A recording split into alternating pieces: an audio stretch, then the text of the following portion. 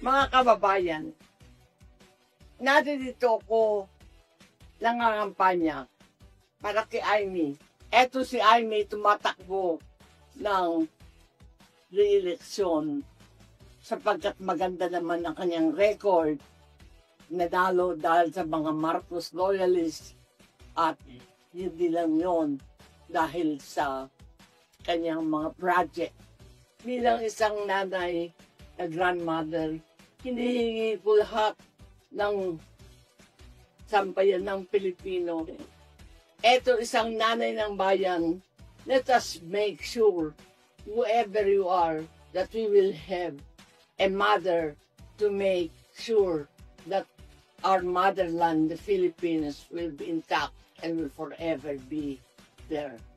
Ngayon, eto ako, hinihingi ko bilang nanay ni Amy, ako'y lola na.